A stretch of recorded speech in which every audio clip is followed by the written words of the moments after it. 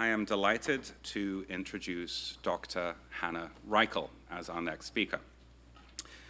She is Associate Professor of Reformed Theology at the august institution that is Princeton Theological Seminary. While Dr. Reichel is a quintessential global citizen, she undertook her theological training in Germany, and she began her current position at Princeton this last academic year.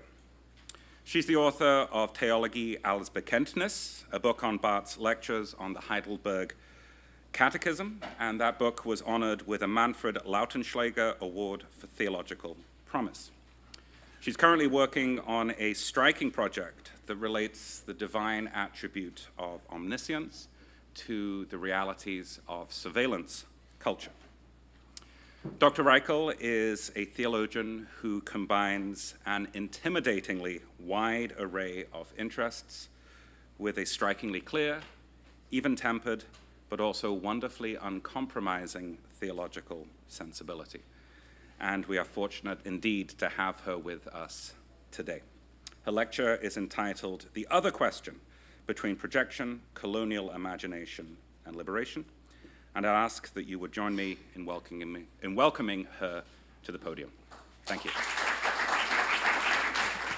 Good morning, everyone, and thank you, Paul, for this very warm welcome. I did not imagine at the time that I was invited to speak here in this illustrious institution that at the time I would be here, I was already part of the background wallpaper, but it's good. So, Karl Barth and the Future of Liberation Theology is the illustrious and ambitious title of this conference. And Bart is decidedly part of liberation theology's past. In fact, that is something that has been held against liberation theology by their post-colonial successors. But is he part of its future? And then again, Karl Barth's own answer to this question might have been, the future of liberation theology is Jesus Christ. And it's one of the strengths and one of the weaknesses of Karl Barth's theology that this answer seems so predictable. You should have a handout which would help you to follow along my lecture because it has the outline and some of the most important quotes on it. The question about the future of liberation theology can also be reframed as, what is the end of liberation? And the answer may be freedom from marginalization and destitution, oppression and subjugation, violence and structural sin. Or a more positive answer could be justice, right relations, human flourishing. Already, classic Latin American liberation theology, to which Dr. Rivera Pagan introduced us graciously yesterday, was very much aware of the fact that such a true liberation can only be achieved if not only the oppressed, but also the oppressors are disentangled from the effects of their sin. Both sides need their humanity restored. And the preferential option for the poor or the marginalized never meant a romanticization of poverty or the margins. It sought to overcome them. Nor was it a call for a mere inversion of relations between the privileged and the disenfranchised. Turning the tables doesn't change the game. And since the end of dependence theory and the intersectional complications introduced by feminist and postcolonial critiques, it has become even clearer that a mere inversion of relations is no viable option towards liberation. What is necessary for a true liberation is that humanity's division into privileged and marginalized, into center and periphery, and into so many concrete, oppressive, hierarchical relations is overcome. In the broadest sense, then, we could say the end of liberation is the restoration of full humanity in right relations, in a comprehensive, spiritual, material, and even political sense. Right relations with ourselves, others, the world, and God. And in a more traditional theological language, this is called reconciliation or atonement. In the original sense of the word, at one meant, to make two parties one. And this will be a focus explored towards the end of my paper. From the broad vision of right relations, the question concerning me here will be the question of the other, that is so central in many contemporary projects of liberation, more precisely, the relation of the other to the self and the role of the holy other in this relationship. I will first turn to liberation theology's past. Ludwig Feuerbach was not only a contemporary of Marx, but shared with him the young Hegelian heritage with a materialist turn. And Feuerbach articulated one of modernity's most fervent criticisms of religion, a vision of liberation from religion's imaginary other towards a true humanism. And I will contrast his dream with what we could call the critique of modernity's own religion, or illusion, with critical analysis of how modernity's constructions of universal humanity have been blind to the fact that they worked at the expense of other human beings.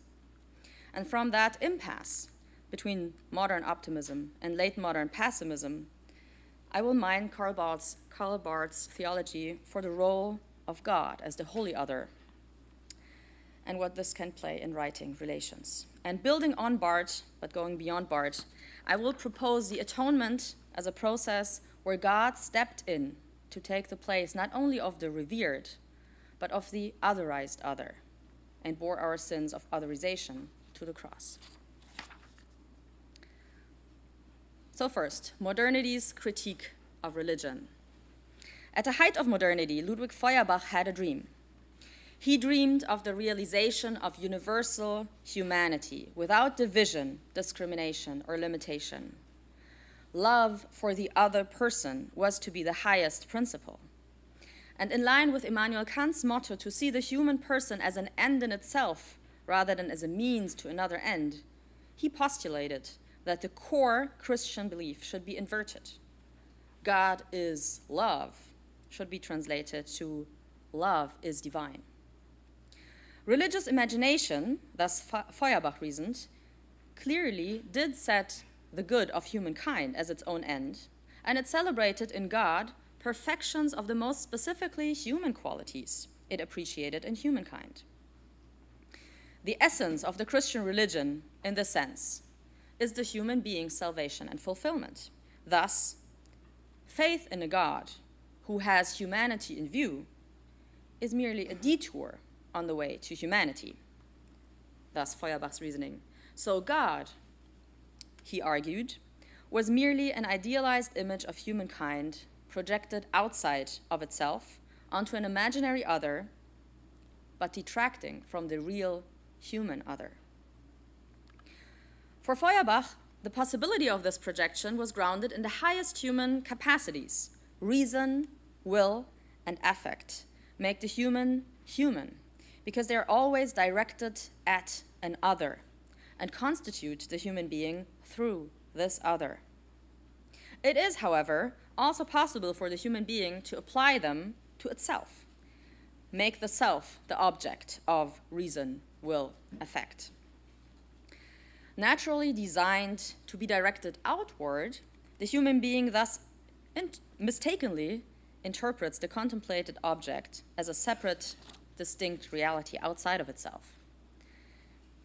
Quote, man, this is the mystery of religion, projects his being into objectivity and then again makes himself an object to this proposed image of himself, thus converted into a subject. He thinks of himself as an object to himself, but as the object of another being than himself. The characteristics found in this objectified self, consequently attributed to the divine, are thus merely the characteristics of human nature beyond the limitations of the individual. It turns out, for Feuerbach, that the divine being is nothing else than the human being, rather the human nature purified. And Feuerbach believed that the true end of religion, humanity, love for the human other, could be reached directly and more fully if one got rid of this false consciousness of religion. Feuerbach did not see religion just as inefficient, just as a detour, but as, quote, profoundly injurious in its effect on humankind, unquote.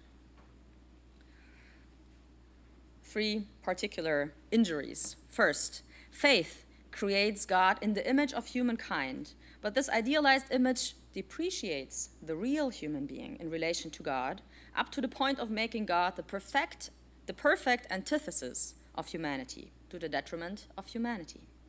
Quote, God is not what man is not what God is. God is the infinite, man the finite being. God is perfect, man imperfect. God eternal, man temporal. God almighty, man weak. God holy, man sinful. God and man are extremes.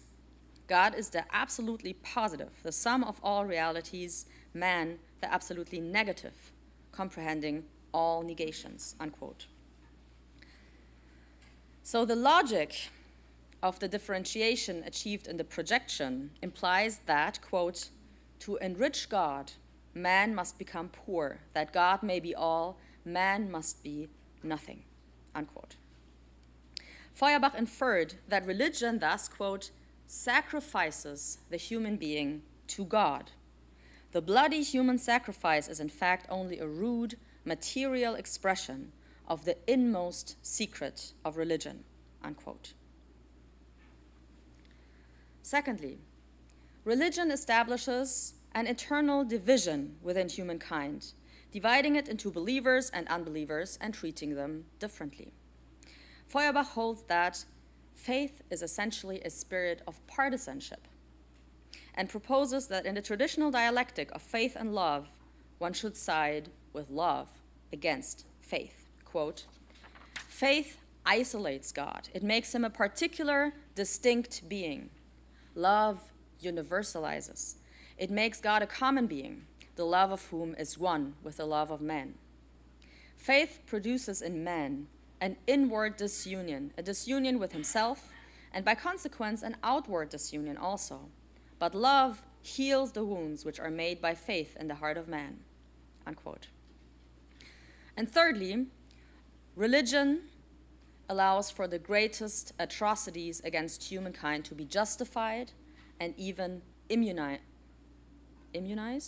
against any kind of rational criticism. Quote, wherever morality is based on theology, wherever the right is made dependent on divine authority, the most immoral, unjust, infamous things can be justified and established.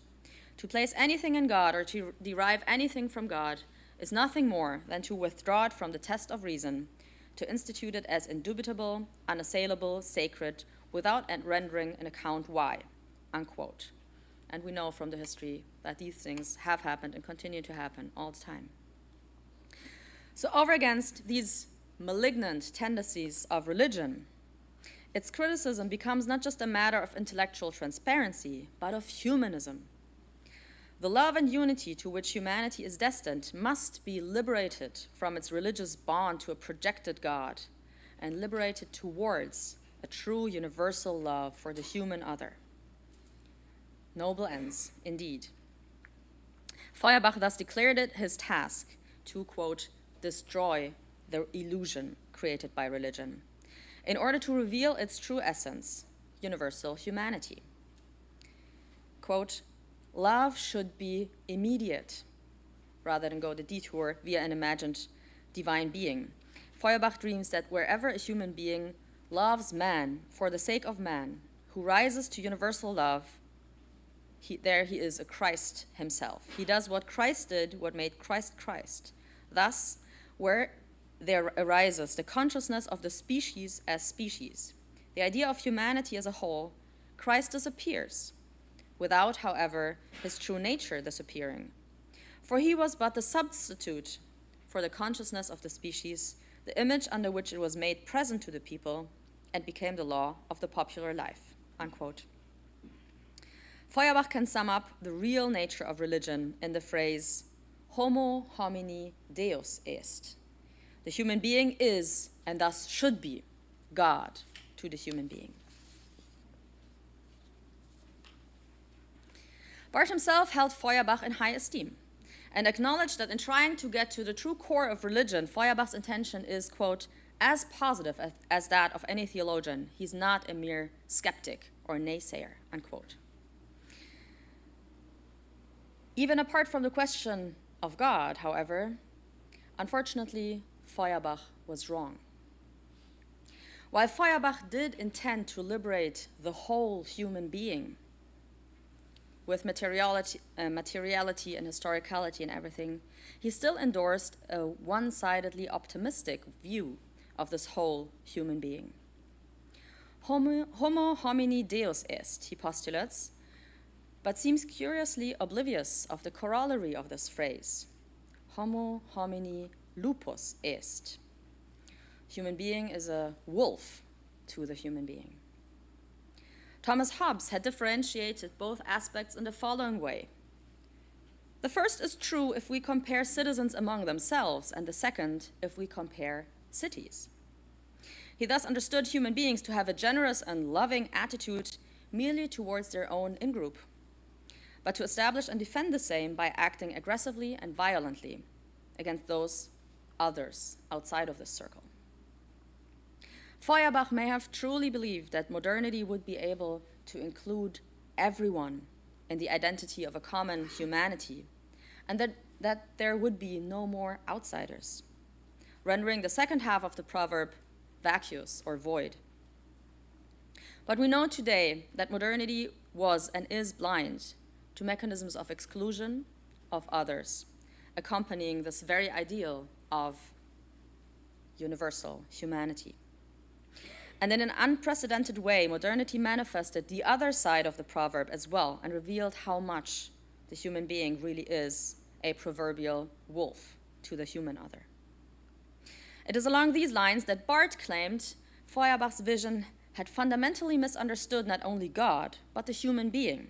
Feuerbach was, as he said, a Nichtkenner des Todes and Verkenner des Bösen. So literally, he had no knowledge of God and didn't understand evil. Bart explains, indeed, he who knew that we human beings are evil from head to toe and who reflected on the fact that we are mortal, he would surely recognize it as the most illusionary of illusions, that the essence of God is the essence of humankind. He would leave God, even if he thought him just a dream, alone, with such confusions with ourselves.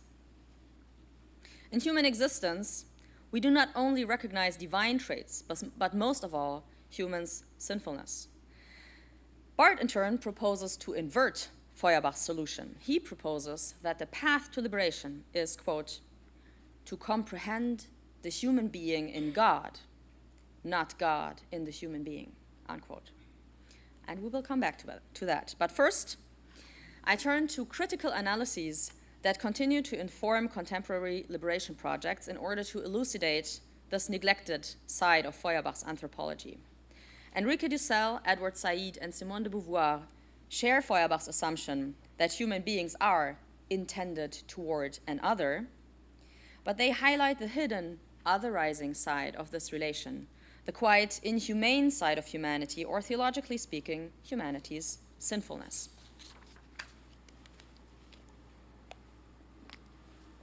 First, Enrique Dussel. Feuerbach is a good representative of modernity's self-understanding and self-portrayal as emancipatory and liberatory. In this vein, modernity is commonly tied to notions of enlightenment, rationality, progress, democracy, freedom, and most important and foundationally, subjectivity, the auto-constitution of the modern individual as a rational and moral agent through self-reflection of their conscious experience. The lofty ideals invoked in modernity have an invisible, violent underside, and this is no unfortunate coincidence. Liberation philosophies have pointed out that modernity and modern subjectivity is not first and foremost founded in introspection, but deeply tied to colonialism and imperialism, the rise of capitalism, slavery, and exploitation. As Enrique Dussel puts it, Homo homini lupus is the real, that is political, definition of the ego cogito and the modern and contemporary European philosophy. Dussel argues that, quote, the emergence of an ego cogito was grounded in the conquest of America, and that it is the year 1492 that should mark the birth date of modernity instead of Descartes' Meditationes, or for that matter, Luther's Thesis or Kant's Critiques. Dussel details, quote, the experience not only of discovery, but especially of the conquest, is essential to the constitution of the modern ego, not only as a subjectivity, but a subjectivity that takes itself to be the center and end of history, unquote. In his History of the Conquest of the Americas, Dussel observes, quote, modernity came to birth in Europe's confrontation with the other. By controlling, conquering, and violating the other, Europe defined itself as discoverer, conquistador, and colonizer of an alterity likewise constitutive of modernity. Europe never discovered the other as other, but covered over the other as part of the same, which is Europe. Modern subjectivity is often portrayed as self-referential, not defined anymore by its relation to an external other like God, but only by its self-identity, self-transparency, and rationality. However, this process masks its own underside. The subject does not establish a unity of humankind in its shared love for one another, as Feuerbach dreamed it would, but establishes itself in, by, and through the subjugation and even the eclipse of the human other. In this case, the Amerindian others, who were all but wiped out by the conquistadors and of whose cultures little to nothing remain. Dussel actually draws on Feuerbach, only to turn him critically against the modern ideals he entertained. Eurocentrism has projected and divinized not humanity, but the particular European subject into a system, a prevailing totality, a God fetish, as Dussel calls it. And Dussel calls for the overthrow of this fetish God that is merely a veiled apotheosis of the European subject. In his analysis, universal humanity and a belief in God as the divine other are not mutually exclusive. On the contrary, the other, quote, has an analogous meaning. It can be the anthropological other, or it can be the absolutely absolute other. Other not only than the world, but than the very cosmos, unquote. In liberation theology, this analogy translates into epistemology. God as the transcendent other, beyond human reach, can best be found in, quote, those persons who, as victims of the world system, have been excluded from the world system and thus remain invisible to the center, unquote. Therefore, religion does not lead to sacrifice the human to the divine, but on the contrary, can help to establish the worth of the human other through their identification with the divine other. However, Dussel also cautions, quote, any religious worship that does not begin on the periphery among the excluded victims of the world system can only be worship of an idol, a God who legitimates the system of domination either explicitly or implicitly, unquote. The defense of true humanity that is attentive to those on the underside of history, quote, can be articulated theologically only in the form of analogically related liberation theologies, which proclaim the irreducibility of both God and the person to any system. Thus, only a conversion to the other, in both senses, can be the beginning of the process of liberation, unquote. The supplement which Dussel provides to Feuerbach's analysis illuminates the story of modernity at large. The idealized homo homini deus is only half the truth, and it is effected through the homo homini lupus, the assertion of the self over against the other to the point of their eclipse, their being rendered invisible in the narrative of modernity. Translated into traditional theological language, we arrive at an insight of hamartiology. The attempt of divinizing the human being, in fact, leads to the dehumanization of the human being. Structurally similar analyses have been proposed in different projects of liberation as well. Amerindia is not the only other invented and otherized in the self-constitution of the modern ego. In his groundbreaking work, Orientalism, Edward Said lucidly exposes how the Orient was invented for the benefit of Western identity.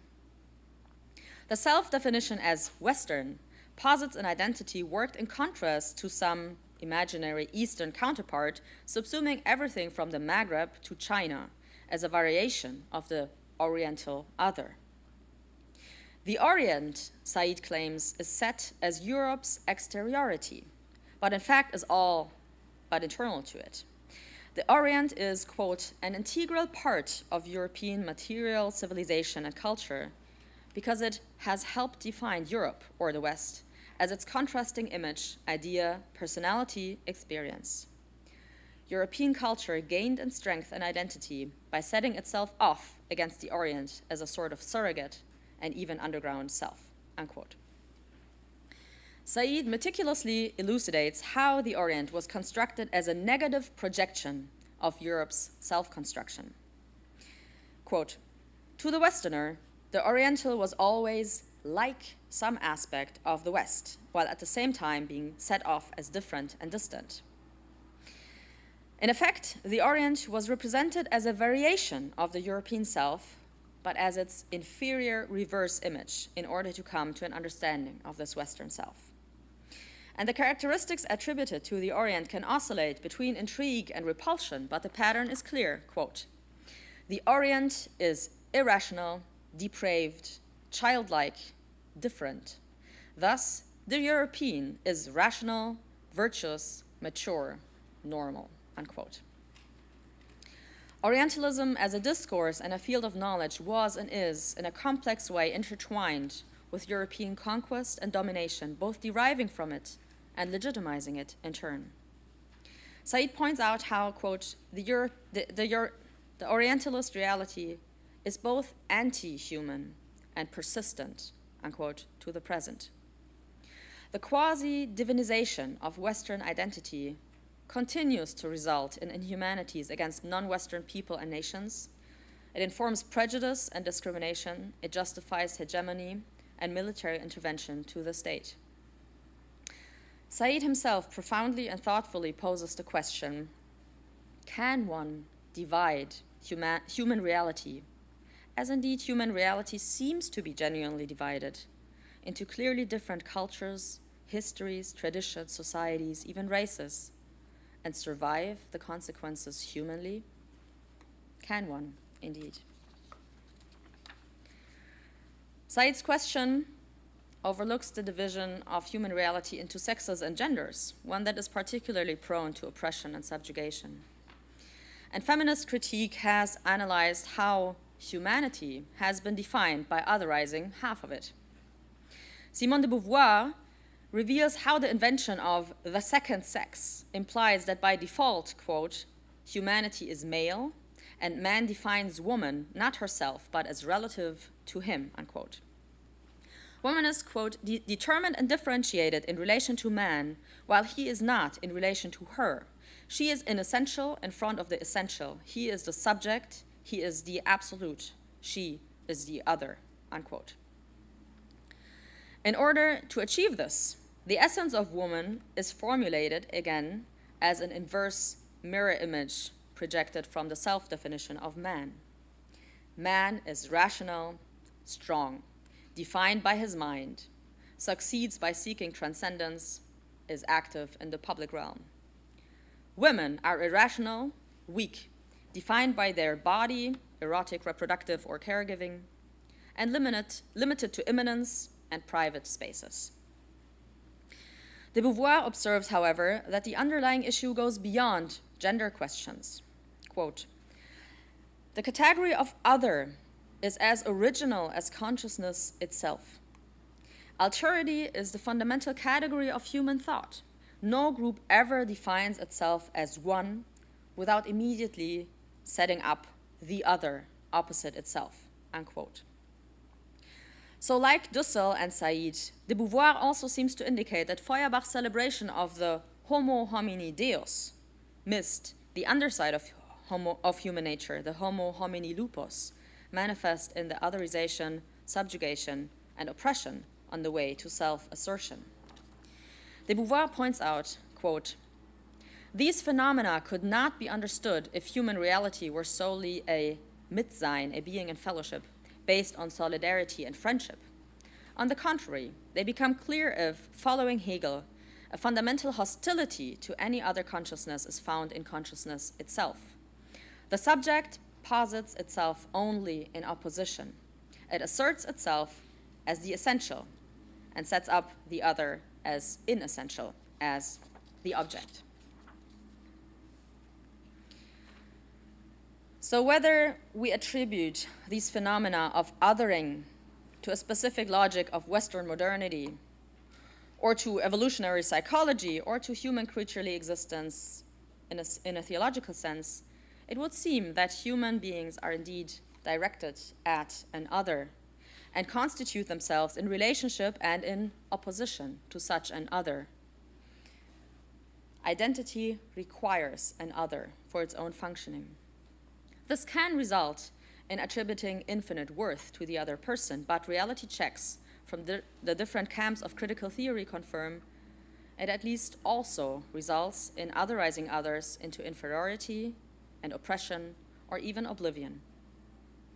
Every universalism rests on an act of exclusion. Every totality requires an exteriorized other. Even after any potential unmasking of religion as an illusion, the human being is not only God to humankind, but wolf to humankind as well. Translating this into theological categories, Feuerbach's dream of universal humanity by overthrow of religion's big other was misguided because it failed to appreciate the sinful nature of the human being. The direct affirmation of humanity is unable to escape inhumane, dehumanizing relations. In fact, it actively produces them. It almost seems as if we need a different other to liberate us from otherizing others. In post-colonial theory, there have been attempts to project such a different non-human other by the name of planetarity that would permit to establish a universal humanity. I will skip over them now because in our context here, we may not need to invent a different other. The elephant in the room, of course, is Karl Barth's notion of God as the holy other.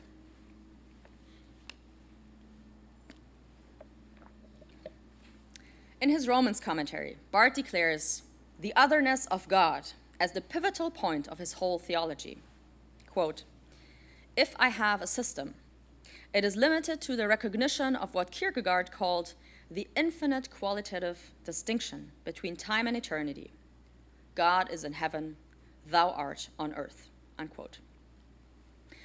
And in Bart, this difference is indeed worked in distinction, polarization, and outright opposition between God and the human being. He introduces the idea of the holy other in the context of a critique of religion that is at least as scathing as Feuerbach's. Like Feuerbach, Bart sees religion as a thinly veiled enterprise of human egoism. And like Feuerbach, Bart sees religion as deeply misguided. But unlike Feuerbach, Bart does not believe that humankind can overcome its religious condition. And what Feuerbach saw as the true essence to be saved from its religion, from the illusionary form of religion, is precisely the illusion Bart denounces, humankind making itself its own God. For Bart, religion may be a lie, but it is not merely a matter of false consciousness. Instead, quote, "The meaning of religion is to reveal the power with which sin rules the human being in this world. Even the religious human being is a sinner, especially he as a religious being," unquote. The lie, which is the sin of religion, lies in the creation of a different illusion than Feuerbach's. The illusion that the human being is able and capable in themselves to reach God, grasp God, and thus implicitly to work out their own salvation.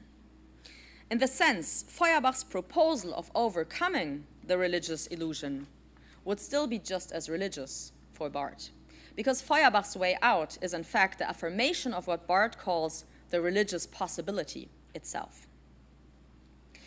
Where Feuerbach wanted to overcome humanity's other in the guise of religion, for Barth it is precisely and only the frightening reality of this holy other that can break through the lie of religion.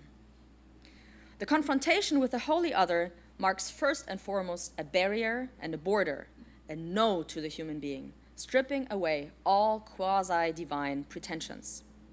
God's self-revelation in Jesus Christ, quote, relativizes all human possibilities and is thus even the death sentence for this religious human being.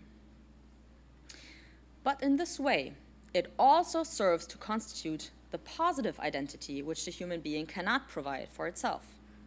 Quote, that the human being is the human being, the strangely humiliating fact one cannot tell oneself.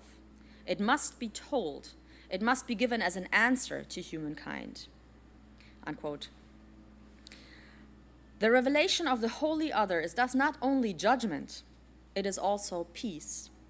It is the reconciling point of history because it rights the relations between God and the human being. This external constitution of identity is also a strong internal equalizer for humankind. The radical otherness of God does not challenge a specific kind of religiosity or morality more or less severe than any other. Rather, quote, he confronts all human beings as God, unquote. The absolute alterity of God thus effects, quote, the radical dissolution of all physical, intellectual, and spiritual achievements of men, and the all-embracing relativization of all human distinctions, unquote. There's only one true otherness. And in comparison with that, quote, all distinctions between human beings are seen to be trivial, unquote. The alterity of God is thus the exterior other, serving to establish the universality of humanity, the common humanity of all human beings. The human being's identity is now found in contrast and opposition to this holy other, who remains incommensurably different and radically exterior to humankind. This disrupts all other relationships between human beings, both of direct human fellowship and of direct human antagonism. But these relationships are reconstituted via the one relation to the holy other, and as every one is related to the one, individually, all are indirectly in a relation of fellowship together. Barth's holy other is a powerful ideology critique of religion, both of the human attempt at self-constitution and of the attempt at grasping God. The uncompromising alterity of the holy other cannot be objectified, and thus cannot be made to serve our self-constitution. This is really what distinguishes the holy other from all these little others we constantly otherize by unfavorably comparing them to ourselves. At the time of his Romans commentary, Bart was more concerned with the critical than with the constructive function of this alterity, and more concerned, we could say, with the liberation of God than with the liberation of the human being. He claims, famously, we are standing more deeply in the no than in the yes. But already at the time, Bart claims both a negative and a positive function of the infinite qualitative distinction. The holy other is not just an abstract category or a being only completely distinct and separate from humankind.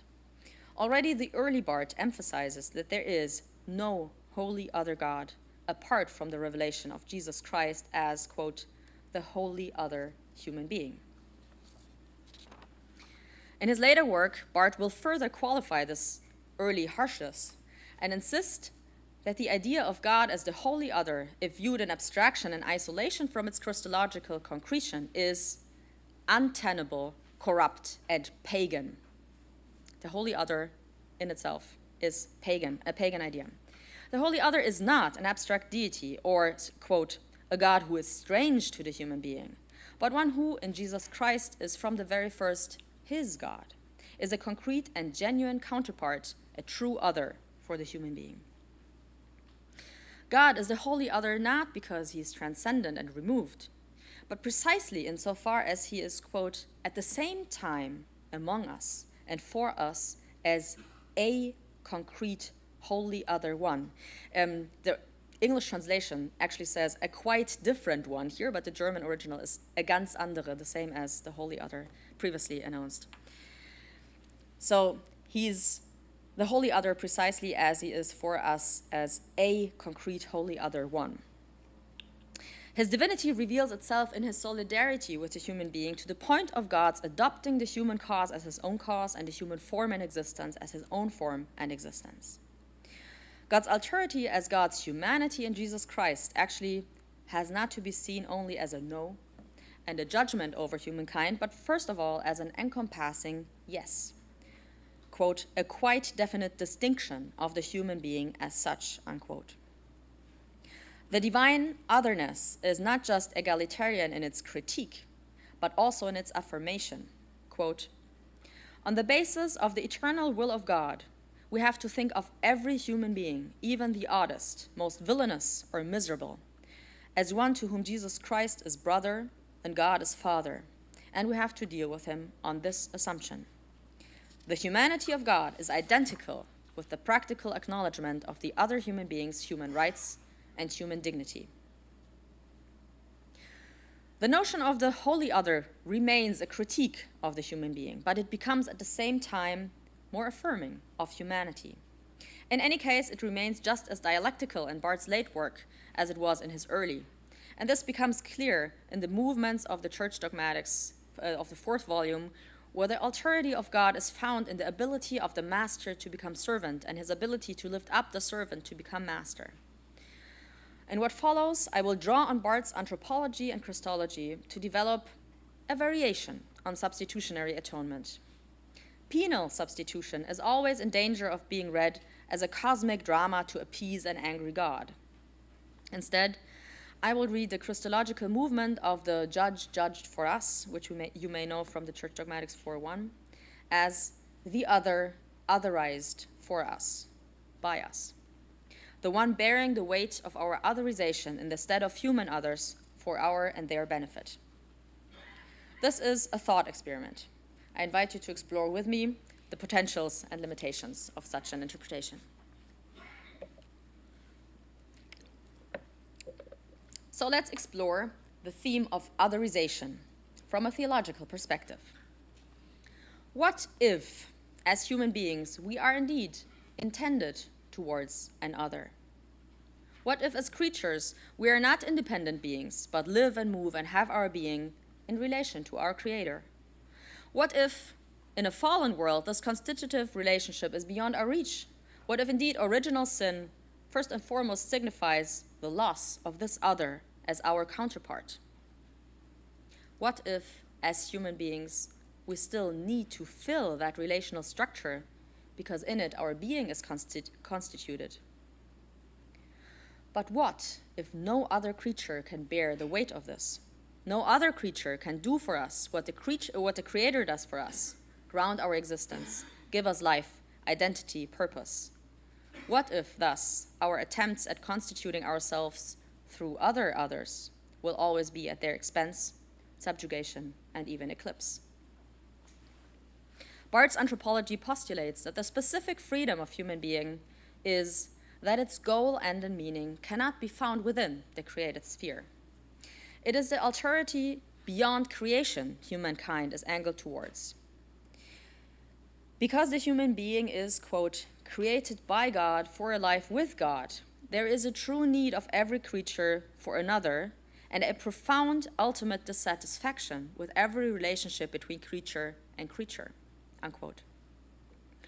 Only, quote, the true wholly other in distinction from every partial and relative other, has the power to satisfy the creature as a partner. God is the genuine counterpart, which alone can finally and primarily satisfy man and all creation as such." Unquote. So what, to continue our exploration further, what if the writing of relations in Atonement consisted in the fact that God stepped in to be this ultimate other humankind needed? Not only the other to be worshipped and adored, but also the other to bear the weight of our self-assertion. The judge judged for us is then translated into the holy other, otherized by us, for us. The one without sin made sin for us, so that we may sin no more against others. Bart upholds that the humanity of Christ is not an abstract human nature, but the concrete fulfillment of what it means to be human, spelled out in that particular and singular existence. Christ's humanity consists in his being for others. Quote, "In his existence, Christ is referred to man, to other men, his fellows, and this is not merely partially, incidentally, or subsequently, but originally, exclusively, and totally.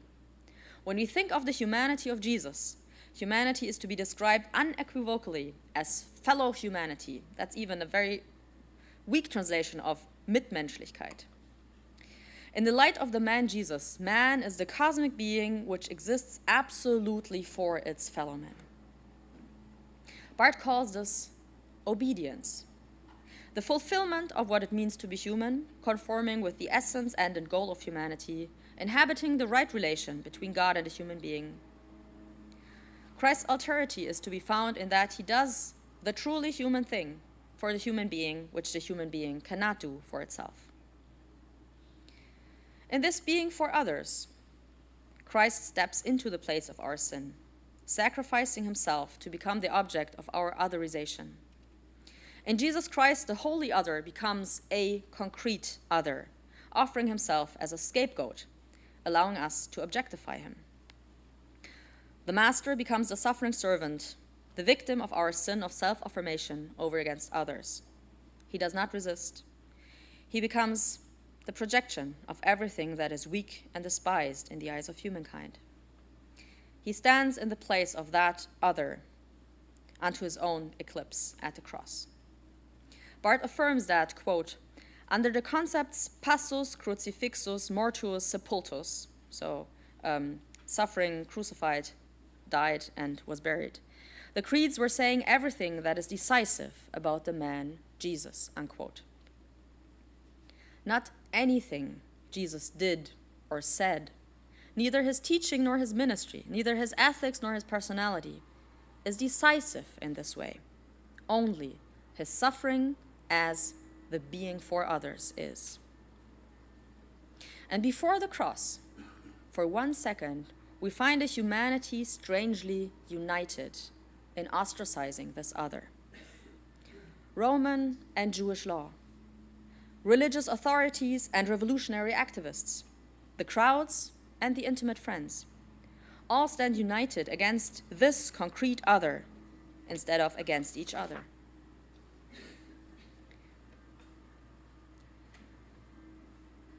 As it seems, there is no way, no direct way for us to reach universal humanity. Feuerbach's dream of overcoming the religious illusion proves illusionary itself. Theological insight and critical theory in different varieties come to the same conclusion. Overcoming God as an absolute other does not prevent us from otherizing others.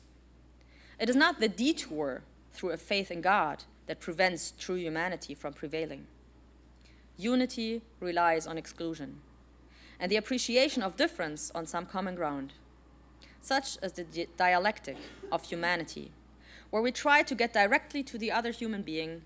We project things onto them that no human being can bear, both positively and negatively. Both the homo homini deus and the homo homini lupus disfigure true humanity. With the insights from critical theory, we could almost have to say against Feuerbach, if there was no God, we would have to invent one. Only a God can save us, it seems, from objectifying our fellow human beings as objects either of our worship or aggression. Only God can bear the weight of being this other for us. Dialectically, true humanism, it would seem, can only be found on the detour through the holy other. God, then, does not need the incarnation in any way, but we do. Humanity desperately needs God to step into this space, to take the place of the other we otherize, so that no further human others need to become victims in the same process. Only a God is able to bear the weight of that otherization. No human being is. And graciously, God determines himself to be God for the human being, to be the other whom we colonize, otherize, and even kill. And lest this be mistaken for a sanctification of submission and suffering, let me be clear. Christ is not a being for others that we can or should strive to imitate. Substitution here means Christ submits to suffering instead of us, rather than in solidarity with us. The cross is the end of sacrifice, not any kind of model for human imitation or discipleship. Deus homini Deus est. God is God for the human being, precisely in standing in the place of homo Deo lupus est, in that God allows the human being to rage like a wolf against him. By the way, this proverb does not do justice to wolves. Wolves are among the most gregarious and cooperative animals. You're laughing. Is this just a side comment? I say this to point out it reveals once more how persistent the structural sin of otherization really is. Throughout this paper, I have advocated for humanity and effectively been tangled up in the same sin I denounced. I have established a unity, a universality, through the exclusion of another other, in this case, the non-human creation, which we continue to objectify, commodify, and exploit. Overcoming sexism, racism, and culturalism is all very well, but just to fall into speciesism only shifts the violence. We have already realized, I think this is a progress, that the word did not become man, as in male, excluding women, but human. So we maybe come to the realization eventually that the word becoming flesh goes even deeper than our anthropocentrism is ready to realize. The decisive, infinite, qualitative distinction Bart talks about is, after all, the difference between creator and creation, between heaven and earth. Therefore, all distinctions and differences within the creaturely realm must surely be relativized in the same way as the distinction between human beings. And I believe it would be possible to reformulate my proposal in the light of this insight, even if Bart did not draw this conclusion. But so this side comment just to show that really only a God can save us, because this structural sin is just another loop after another loop. In sum, substitutionary atonement. Christ as the other, otherized for us, by us, in our place. I am aware that this interpretation alone does not do justice to the full range of the canonic witness. And I'm not suggesting that this proposal should abrogate or replace other interpretations, merely that it may supplement them, bringing to light one specific dimension in which the cross may have meaning for our struggles of liberation today. Even within the architecture of Bart's theology alone, we get a more effectively liberatory perspective once the first Christological movement is combined with the other two, the uplifting of the servant to become master, and the prophetic quality of the true witness found in the second and the third part of the Church Dogmatics 4. But already in this first movement, we may get glimpses of a liberatory effect from such a substitutionary theory of atonement. And I will point out 5 very quick points and end there. First, in the otherized other, we find a revelation of our sin.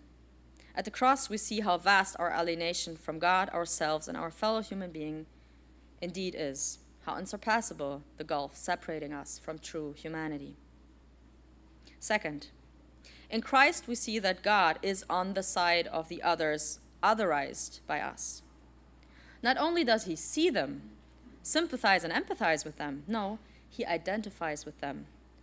He identifies with those bearing the weight of otherization, stigmatization, oppression, and marginalization. Third, the story does not end at the cross.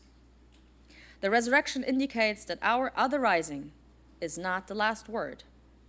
Unlike human beings, God is in fact able to bear the weight of our sin, the violence of our otherization, and come out alive under it. The resurrection offers hope because it reveals an excess in God that is life-giving beyond all our death-giving. Fourth, the resurrection does not mean that Christ merely came back to life in order so that we can vilify him again and again. The ascension into heaven testifies to the fact that God withdraws the victim from our grasp. God puts a definite end to sacrifice in our story of sacrifice without end. Fifth and last, Bart was convinced, and as I indicated in the beginning, this is, I think, both the strength and the weakness of his theology, that everything decisive has already objectively happened in Jesus Christ. If we really understood what happened at the cross, maybe, just maybe, we would have no need to further sacrifice our fellow creatures. But we see little, if anything, of such an effect. We know, and Bart always insisted, that Christians are just as sinful as anyone else. This realization alone does not make the world into the kingdom of God. But I must admit that with the suffering we still see around us, I do not want to accept the answer that everything already is all right despite appearances, and that we're merely giving time to realize that. Maybe we need a second coming of Christ to truly realize, intellectually and practically, the change that has already taken place. But then this is just what is promised to us.